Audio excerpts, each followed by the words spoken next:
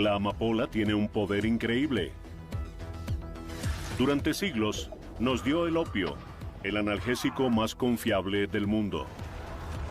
Pero en Estados Unidos esta flor se hizo popular por una droga mucho más letal, la heroína. Pasó de analgésico a paria. Podría matarlos. Y su devastadora destrucción. Se ha desarrollado una industria de muerte y violencia. Los índices de criminalidad en la ciudad comenzaron a aumentar. Debemos librar lo que he llamado una guerra total contra el enemigo público número 1. En el siglo XXI, la heroína nos acosa como nunca antes. Mata a los famosos. La muerte de Philip Seymour Hoffman llama la atención con respecto al problema de la heroína. Y a la gente común. Toda su vida iba muy bien. Una simple flor, una gran cantidad de pecados. Hooked, drogas ilegales, ¿cómo se convirtieron en eso? Opio y heroína. Cuando la heroína fue sacada al público en 1900, fue con la intención de que fuera una medicina común. Fue diseñada para ser un remedio para la tos. Fue inventada por la compañía Bayer, los creadores de la aspirina. La heroína era promocionada en revistas y se daban muestras gratis. Pero todo eso cambió. La heroína ha sido considerada un enemigo del Estado desde que fue proscrita en 1914. Gran parte del siglo XX, la heroína fue quizá la sustancia más temida en Estados Unidos. Arruinó vidas, hizo adictos a miles y ocupó en su totalidad las cárceles. ¡Me recorre todo el cuerpo! La heroína ha dejado un gran y profundo trauma en nuestra cultura. Nos ha atemorizado como ninguna otra droga lo había hecho. ¿Por qué tanto miedo a la heroína? Se convirtió en la droga de las pesadillas. Es la droga con la que todos quieren experimentar si de verdad buscan pasarse al lado oscuro. Podría matarlos, morir por una sobredosis. O incluso pueden desarrollar infecciones mortales. Hay muchas cosas que podrían salir mal. A pesar de una guerra implacable contra ella, la heroína continúa con su dominio en el siglo XXI, con las características de un gran negocio. No sé cómo las generaciones anteriores pudieron idear toda esta industria de narcóticos y narcotráfico. La droga sigue avanzando, aplastando y matando impunemente. Las últimas 2 semanas, las salas de emergencias en Pittsburgh recibieron muchas personas con sobredosis de heroína. Hay mucha gente muriendo por sobredosis de droga en los Estados Unidos. Ese número ha superado las cifras de aquellos que mueren en accidentes de tránsito. No siempre fue así.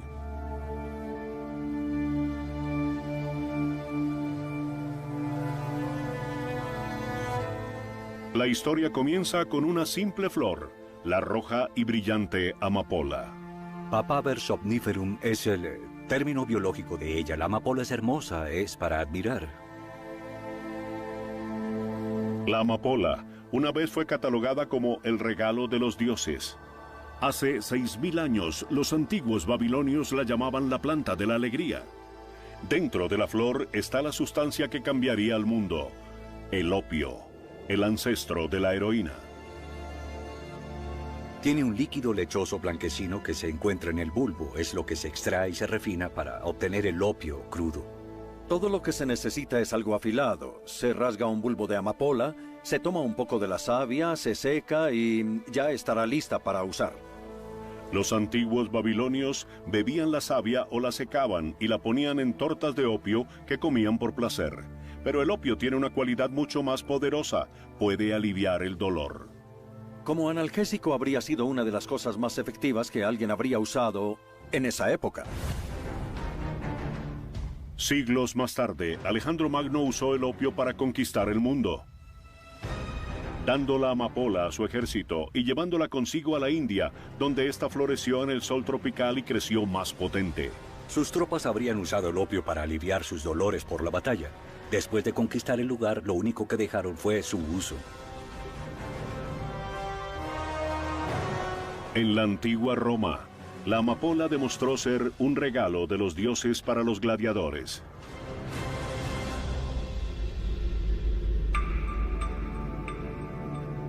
Los peligros del opio fueron documentados incluso desde el año 150 después de Cristo, cuando un médico galeno aconsejó que el opio se usara con moderación. Él también advirtió que era mejor aguantar el dolor que tener un vínculo con la droga, un concepto que hoy día es llamado adicción.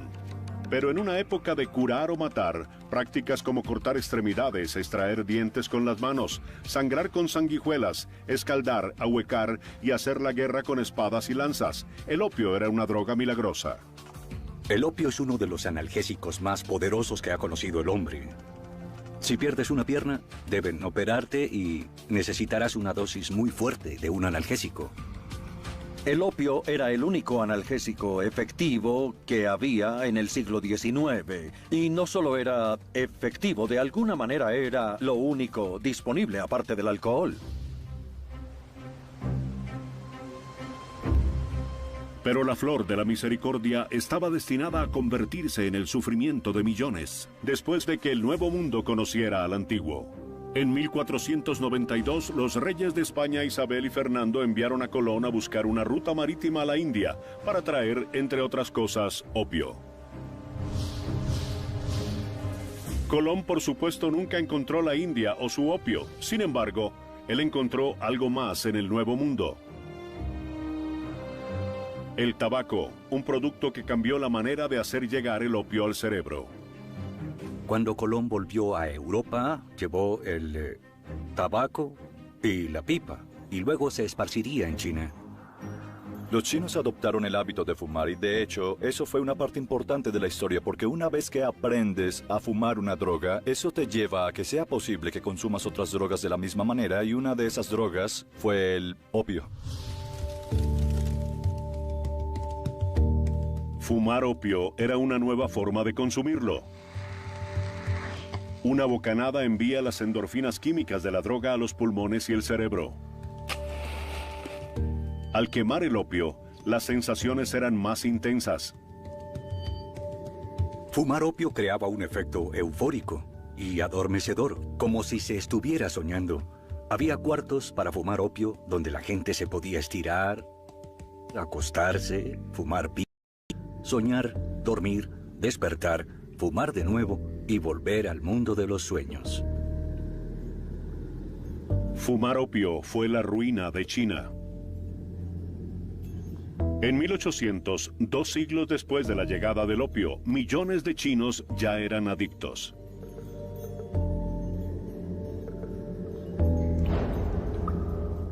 Aunque el opio era ilegal desde 100 años antes, los extranjeros continuaban vendiéndolo. La mayoría venía de las plantaciones de las colonias británicas en la India. La desgracia de China era un imprevisto financiero para los británicos. Relaciono lo que pasó con la Compañía Británica de las Indias Orientales con los narcotraficantes de hoy. No consideraron el aspecto moral al vender opio y volver adictos a los chinos. Solo lo veían desde el punto de vista capitalista, donde tenían un producto del que podían obtener ganancia. Desafiándolos, China intenta terminar con el comercio del opio. Gran Bretaña declara la guerra. China perdió la guerra porque la tecnología de guerra más sofisticada la tenían los británicos, así que retrocedieron y firmaron un tratado. Una vez derrotados, no tenían poder para detener a la Compañía Británica de las Indias Orientales, que estaban importando mucho opio a China.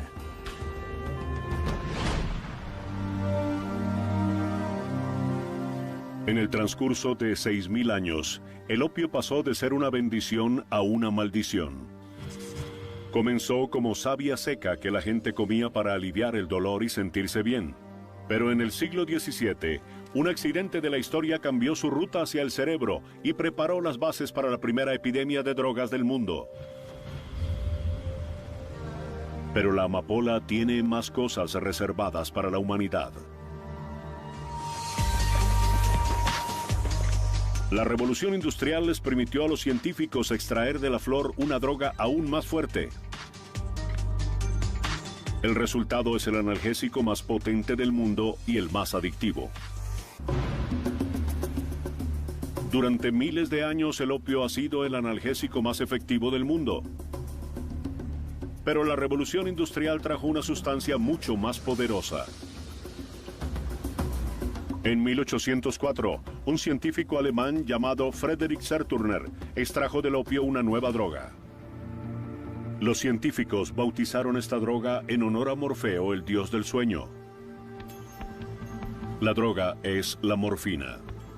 Como el opio, alivia el dolor y produce euforia. La morfina, que era más poderosa que el opio, era una sustancia que podía aliviar el dolor, pero también servía como sedante, hacía que la gente se durmiera cuando estaba sufriendo mucho. El siglo XIX fue una época de conocimiento científico incompleto. Había más herreros que médicos. La medicina se practicaba en quirófanos llenos de luz solar. Los instrumentos de los cirujanos eran los mismos que los de los carpinteros. Y para combatir una enfermedad, se medicaba o se amputaba. La morfina revolucionó la cirugía, ya que con ella, las cirugías que eran imposibles se pudieron realizar. La morfina es el comienzo de la anestesia moderna para algunas de las cirugías que hoy se consideran comunes. En 1827, la compañía farmacéutica Merck estaba fabricando la morfina y la ponía a disposición de los médicos. Pero como otros inventos del siglo XIX, la morfina se convirtió en algo diferente a lo esperado. El hecho era que la morfina también mataba. Para su pesar, Frederick Serturner, el farmacéutico que sintetizó la morfina, presenció la muerte de su esposa por sobredosis. Horrorizado, le advirtió al mundo de su peligro, pero ya se había abierto la caja de Pandora. Aunque aliviaba el dolor, la morfina también mataba. Un efecto menor de la droga es que causa depresión y tristeza al suspenderla. A pesar de su peligro, no había un mecanismo o medio de comunicación para advertir a la gente de los daños clínicos de la morfina y el opio. También había poco interés. Esas eran las mejores y únicas drogas del siglo XIX, y la morfina llegaba justo a tiempo para la guerra más salvaje que el mundo había visto hasta ese momento.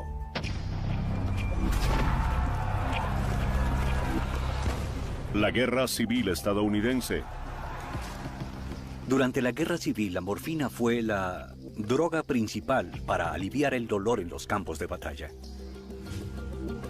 La morfina salvó miles de vidas durante la Guerra Civil, permitió hacer cirugías, pero también ayudó a gente con disentería a sobrevivir. Existen historias de médicos militares que vertían en sus manos la morfina y los soldados pasaban en fila lamiendo la morfina de sus manos. La potencia de la droga aumentaba por la manera como alcanzaba el sistema nervioso central.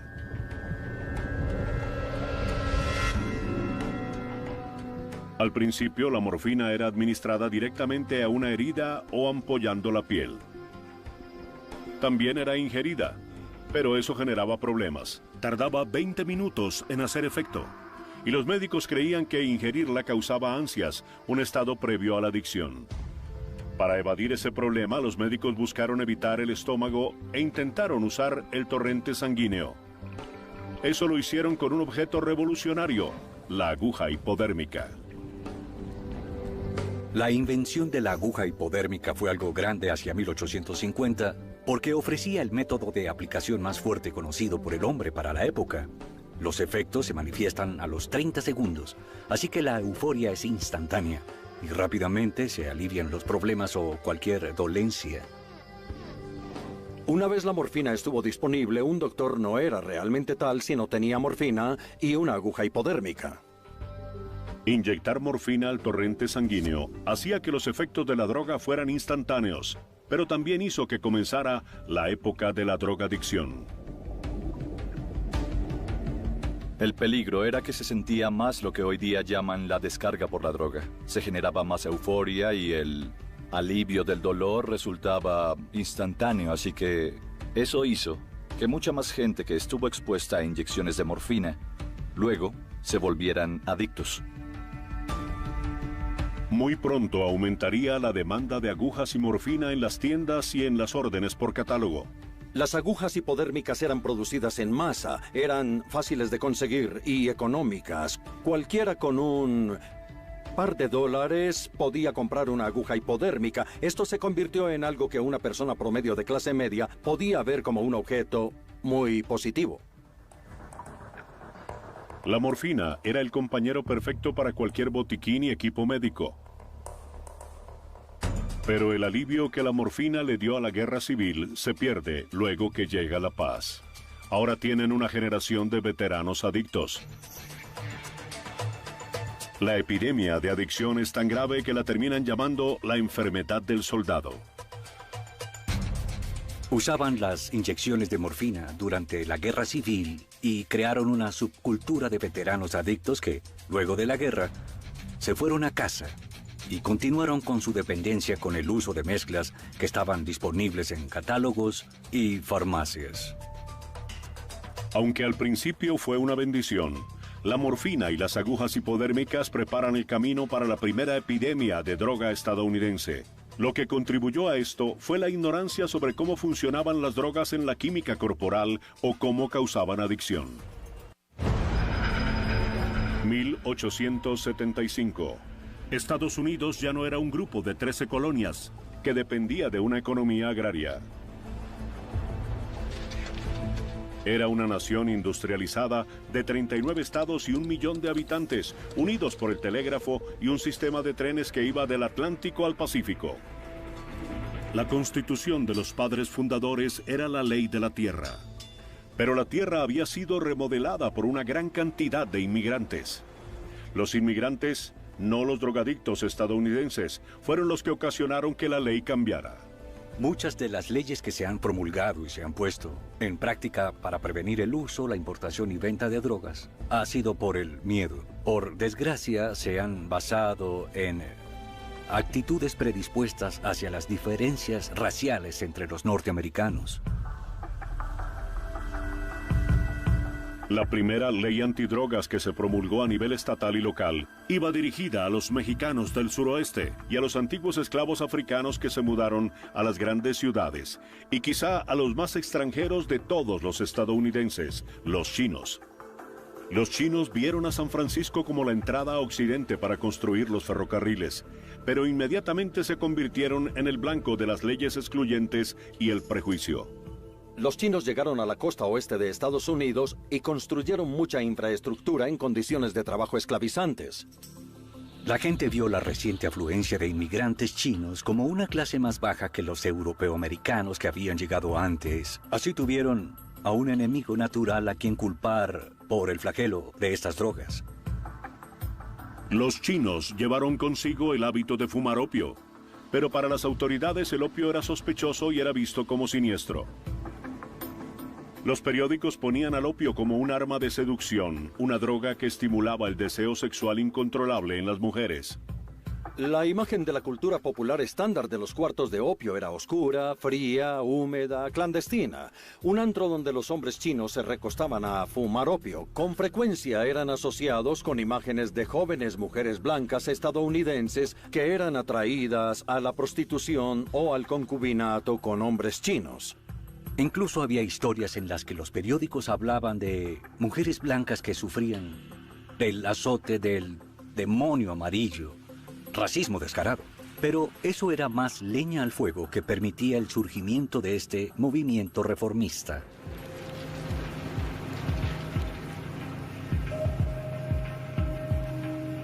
En 1876, la ciudad aprueba la primera ley que ilegaliza una droga al prohibir fumar opio en el barrio chino.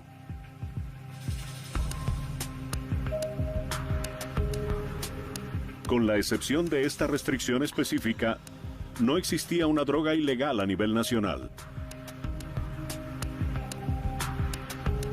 Las drogas derivadas del opio seguían siendo legales para el resto de la población. Una de las más usadas era una droga llamada láudano. El láudano es un opiáceo sintético que es derivado de la dormidera. Era refinada y convertida en líquido y se vendía en botellas en las tiendas o por correo. El láudano era común en muchos hogares. Y si a alguien le dolía un diente o tenía enfermedades diarreicas de algún tipo u otra dolencia, este era usado como remedio casero común. El láudano se tomaba para el dolor de cabeza, de estómago, para la fiebre, problemas para dormir, resaca, dolores menstruales y otras dolencias. Era más económico que la cerveza y asequible para las personas de bajos recursos. A medida que el siglo XIX llegaba a su fin, una industria bien conformada de panaceas, tónicos y elixires emerge.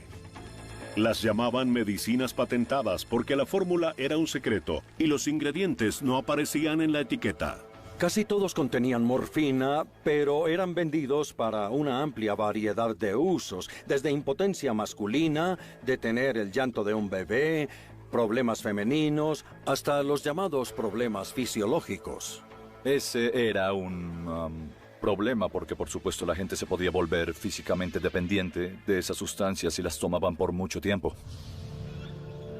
El precio era la adicción y posiblemente la muerte. Pero la gente también tomaba estas mezclas patentadas como estupefacientes recreacionales. Las tradiciones de la época dictaban que las mujeres no podían estar en los bares, así que el uso del láudano y las mezclas de morfina en botellas estaban disponibles para ellas en farmacias o eran enviadas por correo, por lo que ellas se volvían adictas silenciosamente. La cantidad de morfina variaba dependiendo del medicamento, pero ciertamente era suficiente para causar el hábito. La persona promedio que usaba medicinas patentadas eran mujeres entre 30 y 40 años, usualmente blancas y de clase media. Cada encuesta realizada en los Estados Unidos a finales del siglo XIX mostraba que la mayoría de los adictos a los narcóticos eran mujeres. Hablamos de mujeres de clase media, nacidas en el país, protestantes, muchas de las cuales se automedicaban o, lo más común, obtenían las drogas de los médicos. En una época donde la mayoría de la gente vivía en zonas rurales y los médicos escaseaban, estas llamadas medicinas eran lo único disponible y la gente las usaba. Madres cansadas por el largo día se las daban a sus bebés y las tomaban ellas mismas para poder dormir bien por la noche. Como resultado, algunos niños crecieron semicomatosos, desnutridos y con mala salud. Reportes de la época también indicaban que algunas madres desesperadas mataban a sus hijos con medicinas patentadas. Finalmente, en 1906 el Congreso aprobó la Ley de Pureza de Alimentos y Drogas. Esta ley obligaba a los fabricantes a colocar los ingredientes en las etiquetas. Sus ventas descendieron debido a que la gente de repente comenzó a detallar algo que habían tomado durante años y hacían, "Oh, esto contiene cocaína o esto también tiene morfina", y decían, no, gracias. Al comienzo del siglo XX aún seguía sin haber una droga ilegal. Solo había leyes locales en contra de fumar opio y una nueva ley federal que obligaba a colocar los ingredientes en la etiqueta de las medicinas patentadas.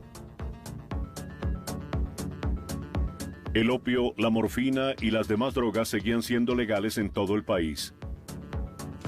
Pero eso cambiaría con el surgimiento de una nueva droga. A principio de 1900, el opio, la morfina y demás drogas eran legales en todo Estados Unidos. No había organismos estatales antidrogas, pero las cosas iban a cambiar a nivel estatal. Hubo una oleada en el oeste donde un grupo de estados aprobaron una ley que prohibía el uso del opio dentro de sus límites. Y estaban a punto de cambiar a nivel nacional. Los cambios ocurrieron por un problema de adicción en una nueva colonia estadounidense. En Filipinas, un obispo estadounidense y misionero llamado Charles Henry Brent tomó cartas en el asunto.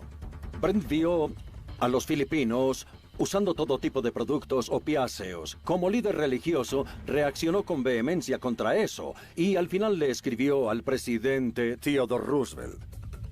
Teddy Roosevelt estuvo de acuerdo con la petición del obispo Brent de organizar una convención nacional para terminar con el comercio de opio. La delegación estadounidense que fue a Shanghái, China, se encontró con una ciudad que era la vitrina virtual de la devastación del opio. Era el primer paso internacional hacia el fin del uso de una droga. Pero mientras el obispo Brent resolvía el problema de la adicción del opio en el lejano oriente, En Alemania, un nuevo y más peligroso narcótico nacía. En 1898, un químico alemán obtiene un nuevo alcaloide del opio. Como la morfina, este suprime el dolor, la tos y el apetito, debilita la respiración, desacelera el corazón e induce la euforia. Es la heroína. La heroína es presentada al mundo como una medicina. Su principal propósito era el de suprimir la tos en la gente que tenía enfermedades como la tuberculosis o la neumonía. La heroína era un producto de la compañía Bayer que tenía grandes esperanzas en su nuevo medicamento y en otro que estaba en proyecto. Eso pasó un año antes de que ellos le presentaran al mundo la aspirina. Ambas fueron desarrolladas en el mismo laboratorio y, de algún modo, para el mismo propósito. Se suponía que la heroína era el medicamento milagroso del siglo XX. Como la aspirina, la heroína se vendía en tiendas y por catálogo y era enviada por correo. Sears empacaba dosis de heroína con una jeringa, 2 agujas, 2 viales y un estuche por $1.50. Básicamente en los primeros 15 años más o menos de la existencia de la heroína se podía comprar en las tiendas. Con un nombre único y una gran campaña publicitaria en periódicos y revistas, la heroína causó un revuelo. Bayer le dio el nombre de heroína por la palabra alemana Heroisch, que significa fuerte, porque era mucho más fuerte y potente que los productos existentes derivados del opio o la morfina que estaban disponibles. Pero había un problema. La heroína resultó ser mortal. Muchas cosas podían salir mal al usarla, porque podía matarte. Era posible morir por sobredosis, dificultaba la respiración, y si uno deja de respirar, el oxígeno deja de llegar al cerebro y mueres.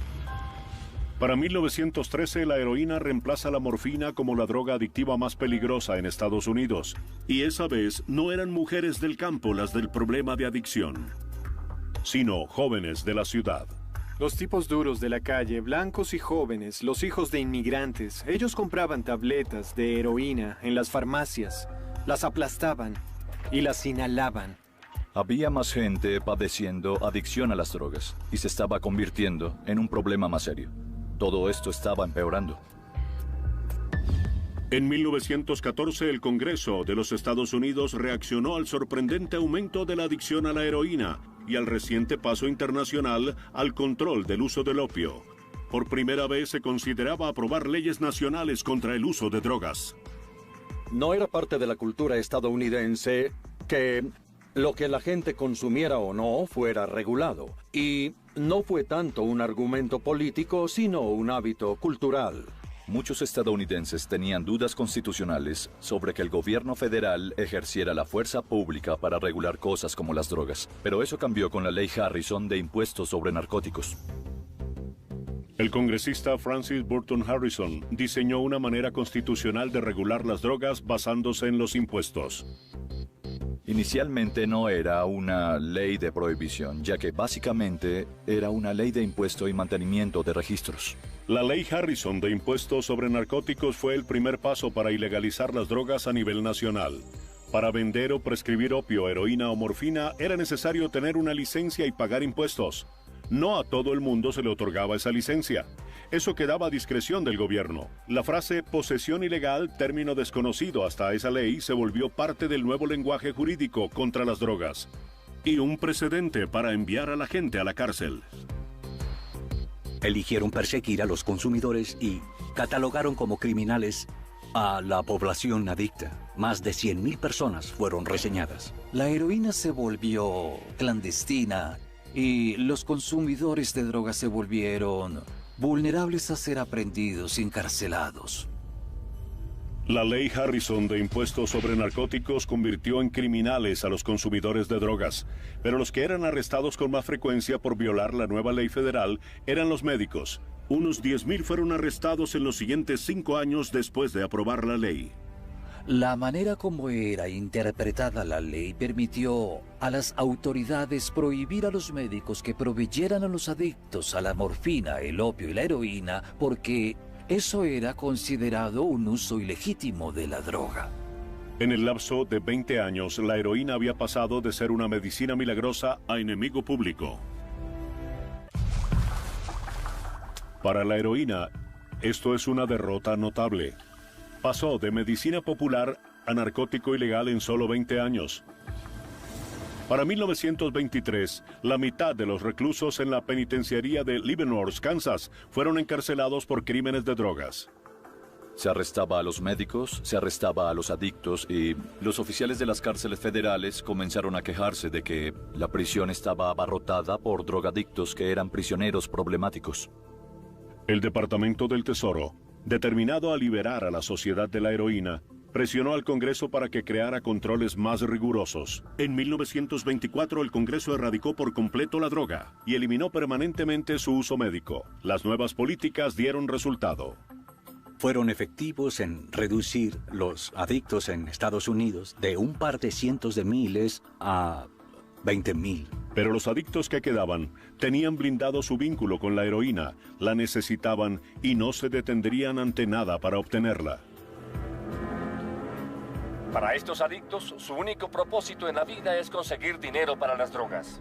A la gente que era vista como adictos callejeros, junkies, se les hacía cada vez más difícil asegurarse un suministro legal de drogas y como resultado de eso fue que creció el mercado negro de heroína que estaba para finales de los 30 virtualmente en cada rincón de los Estados Unidos.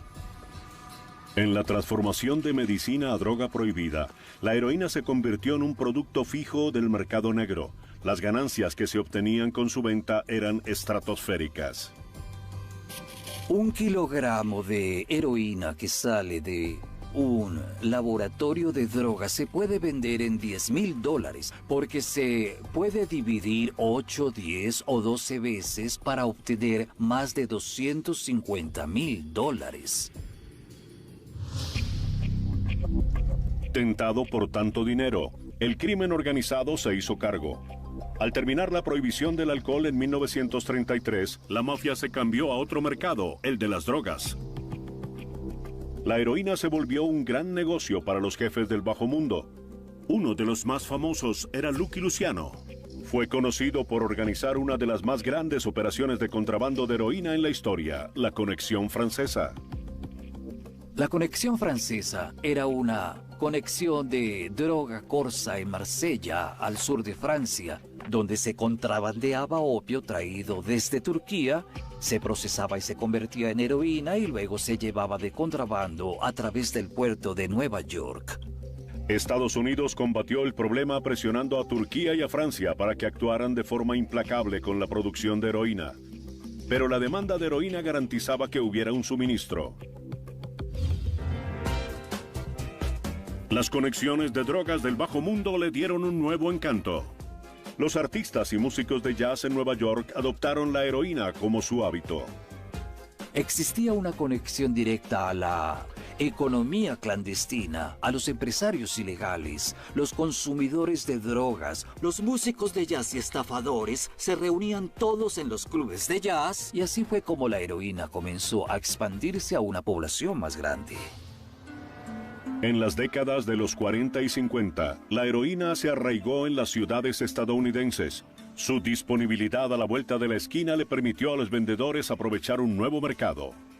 Muchos latinos y muchos afroamericanos se mudaron a áreas urbanas a mediados del siglo XX y se encontraron con que estaban viviendo junto a los grandes mercados urbanos de drogas. Las zonas de venta tienden a estar en los barrios pobres, por eso existe un enorme aumento de consumidores afroamericanos y latinos. En 1956, el desprecio por la heroína provocó leyes para que hubiera sentencias a prisión obligatorias.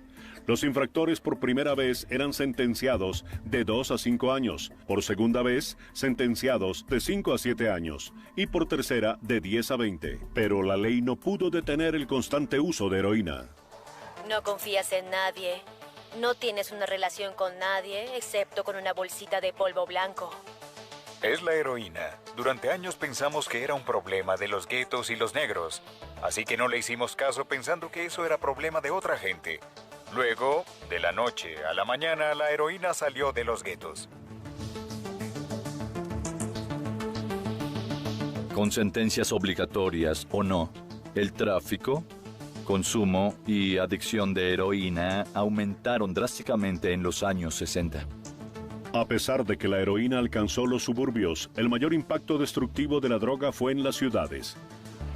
Para los 70, las áreas metropolitanas estaban sufriendo por el impacto de la adicción a la heroína y la explosión del crimen.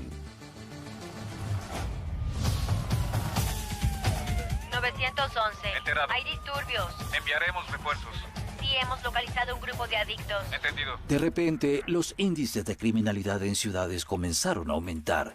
Los criminales intentaban tener más dinero. Los vecindarios prósperos se convirtieron en pueblos fantasmas. La gente temía a los delincuentes. Hubo un gran conflicto. El país estaba siendo despedazado. En los años 70, Estados Unidos se enfrentó a una crisis de estado avanzado. La heroína había ayudado a causar una explosión del crimen urbano. El país estaba en una mala situación. La delincuencia causaba terror. Ante el caos, los presidentes siguientes, comenzando por Richard Nixon, compitieron por ser vistos como gente con mano dura contra el crimen, con ley y orden. Debemos librar lo que he llamado una guerra total contra el enemigo público número 1 de los Estados Unidos, el problema de las drogas. Él fue electo porque había prometido acabar con el crimen en el país. Trabajando con el Congreso, el presidente promovió la reforma de las leyes existentes contra las drogas. La heroína, junto con la marihuana, fue catalogada como primera en la lista de las peores sustancias existentes. Luego, Nixon designó a John Bartels como el encargado de la nueva administración para control de drogas, la DEA. El primer lugar que visitó el zar antidrogas no fueron los barrios pobres, fue Vietnam. El gobierno aceptó que había un problema con muchos de los soldados, pues se estaban volviendo dependientes de la heroína. Estaban muertos de miedo sin que pasara nada todo el día, y de repente se encuentran en una situación aterradora. Uno se droga bastante y ¿a quién le importa la guerra? Esta guerra. El Departamento de Defensa anunció en 1971 la Operación Corriente Dorada. Todo aquel que no tuviera la orina limpia tenía que permanecer en servicio hasta demostrar que estaba desintoxicado. Solo así podía regresar a los Estados Unidos. Los esfuerzos de Nixon en Vietnam y a lo largo de Estados Unidos redujeron el uso de la heroína. Tenemos al sospechoso. Para los años 80, la heroína queda en segundo plano por otra sustancia aterradora. Una de las razones por las que Ronald Reagan fue un ávido luchador contra las drogas es porque existía un nuevo fenómeno de las drogas, el crack, que se volvió más preocupante para las autoridades que la heroína. Pero la heroína no desapareció. De hecho, volvió con una nueva forma y provocó una nueva e impactante epidemia. A mediados de los años 90, la compañía de medicamentos Purdue Pharmaceuticals lanzó una agresiva campaña publicitaria para un nuevo analgésico llamado Oxycontin. Este medicamento es lo que se conoce como un opioide u opiáceo. Es un derivado del opio y la amapola, como la heroína. Cuando se habla de analgésicos opioides, se refiere esencialmente a pastillas de heroína.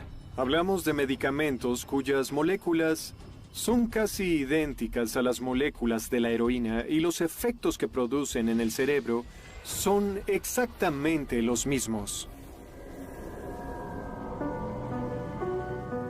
Durante años, los médicos han evitado prescribir opiáceos, recordando la lección aprendida un siglo antes cuando miles de mujeres estadounidenses se volvieron adictas a los medicamentos que contenían opio y morfina. Pero esa lección fue olvidada. Purdue Pharma gastó $26 millones para enseñarles a los médicos las maravillas del Oxycontin. Este se vende más que el Viagra. La única manera que encontraron para que los médicos prescribieran un tratamiento a largo plazo de Oxycontin era convenciendo a la comunidad médica de que el miedo a la adicción, a la tolerancia y dependencia era injustificado. Se hizo una campaña brillante para convencer a la comunidad médica. Y fue precisamente por esa campaña que se comenzó a prescribir. Millones de prescripciones después, los resultados fueron impactantes. Este reportaje se centra en una epidemia de droga que está haciendo estragos en la zona rural de Virginia. Es un problema en crecimiento también en otros lugares. El abuso de lo que sería un analgésico sintético controlado. En la década pasada, más de 125,000 estadounidenses murieron por sobredosis de analgésicos. Más gente está muriendo por sobredosis de drogas que por accidentes de tránsito.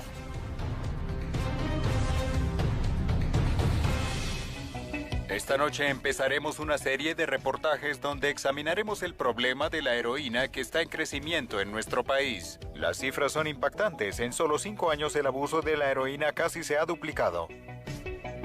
En el siglo XXI, la epidemia de la pastilla nos ha llevado de vuelta a la heroína. Las autoridades dicen que el aumento del uso de la heroína está ligado al abuso de los analgésicos en este país. Como medida de control hacia la pastilla, el precio sube, así que la heroína es más económica y más potente. Saquen sus conclusiones. Desde Vermont hasta Staten Island, a través de toda la zona rural de Estados Unidos, el resurgir de la heroína ha sido aterrador. Esa es la creciente epidemia de nuestra época. Es el cambio de estos opiáceos sintéticos por la heroína de la calle.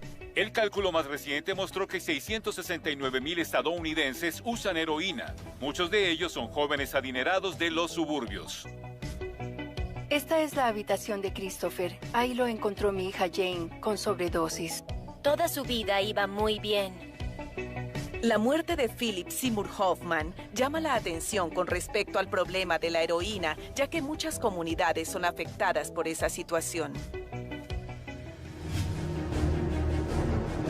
Hace un siglo, las autoridades tomaron medidas para detener la oleada de opio, morfina y heroína. Ahora la historia se repite y el país enfrenta una batalla similar. La adicción a los medicamentos ha vuelto de una manera increíble y nunca hubiera imaginado que esto pasaría cuando comencé mis investigaciones hacia el año 1970. Esto es desalentador y genuinamente trágico. Todo esto por una simple flor. Desde las batallas de Alejandro Magno, los frutos de la amapola han calmado el sufrimiento de la guerra. Lo que una vez fue considerado sagrado y milagroso, continúa acosando a los Estados Unidos. Lo que dejaron fue su uso. En la antigua Roma, la amapola demostró ser un regalo de los dioses para los gladiadores.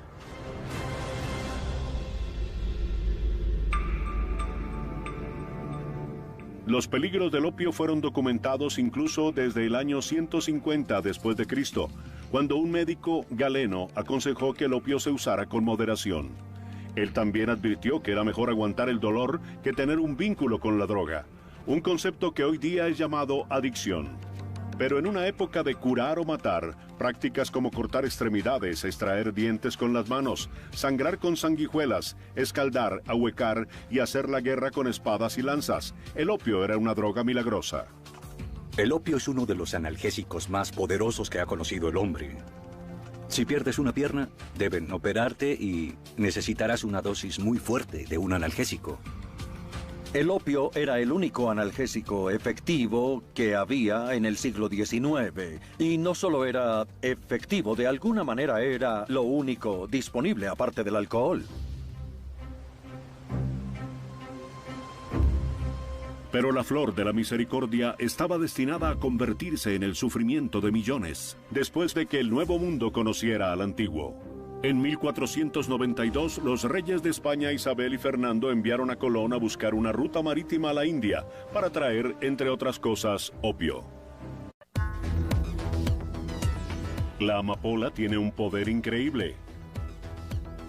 Durante siglos, nos dio el opio, el analgésico más confiable del mundo. Pero en Estados Unidos esta flor se hizo popular por una droga mucho más letal, la heroína. Pasó de analgésico a paria. Podría matarlos. Y su devastadora destrucción. Se ha desarrollado una industria de muerte y violencia. Los índices de criminalidad en la ciudad comenzaron a aumentar. Debemos librar lo que he llamado una guerra total contra el enemigo público número 1. En el siglo XXI, la heroína nos acosa como nunca antes. Mata a los famosos. La muerte de Philip Seymour Hoffman llama la atención con respecto al problema de la heroína. Y a la gente común. Toda su vida iba muy bien. Una simple flor, una gran cantidad de pecados. Hooked, drogas ilegales, ¿cómo se convirtieron en eso? Opio y heroína. Cuando la heroína fue sacada al público en 1900, fue con la intención de que fuera una medicina común. Fue diseñada para ser un remedio para la tos. Fue inventada por la compañía Bayer, los creadores de la aspirina. La heroína era promocionada en revistas y se daban muestras gratis.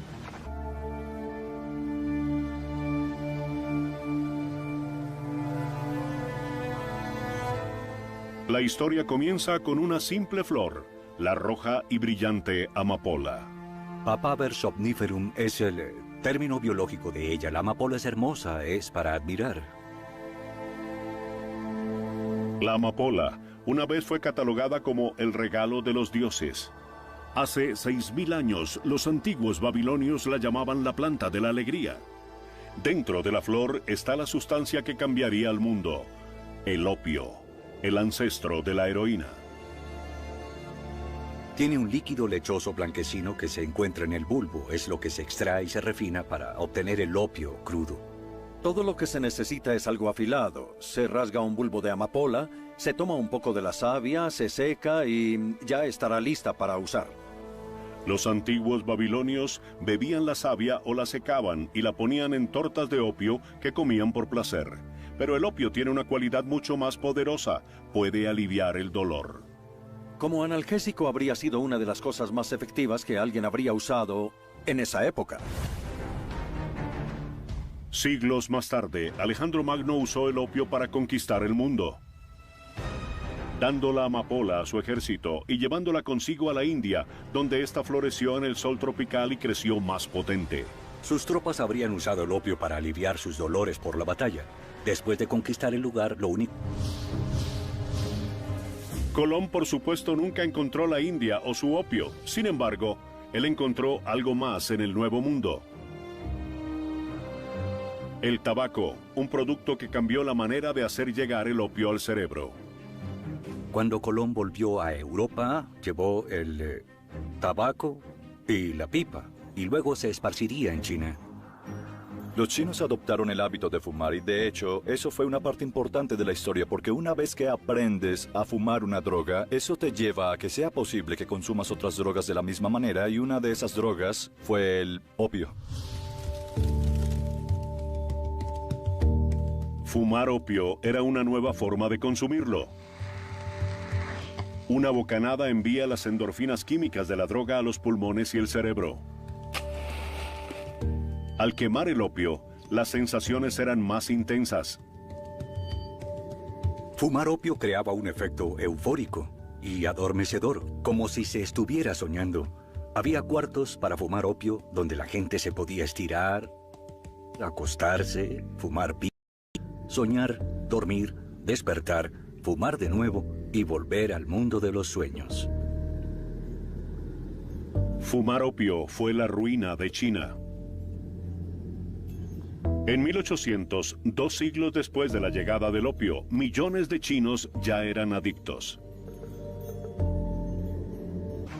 Pero todo eso cambió. La heroína ha sido considerada un enemigo del Estado desde que fue proscrita en 1914. Gran parte del siglo XX, la heroína fue quizá la sustancia más temida en Estados Unidos. Arruinó vidas, hizo adictos a miles y ocupó en su totalidad las cárceles. ¡Me recorre todo el cuerpo! La heroína ha dejado un gran y profundo trauma en nuestra cultura. Nos ha atemorizado como ninguna otra droga lo había hecho. ¿Por qué tanto miedo a la heroína?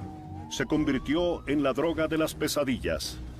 Es la droga con la que todos quieren experimentar si de verdad buscan pasarse al lado oscuro. Podría matarlos, morir por una sobredosis, o incluso pueden desarrollar infecciones mortales. Hay muchas cosas que podrían salir mal. A pesar de una guerra implacable contra ella, la heroína continúa con su dominio en el siglo XXI, con las características de un gran negocio. No sé cómo las generaciones anteriores pudieron idear toda esta industria de narcóticos y narcotráfico. La droga sigue avanzando, aplastando y matando impunemente. Las últimas 2 semanas, las salas de emergencias en Pittsburgh recibieron muchas personas con sobredosis de heroína. Hay mucha gente muriendo por sobredosis de droga en los Estados Unidos. Ese número ha superado las cifras de aquellos que mueren en accidentes de tránsito. No siempre fue así.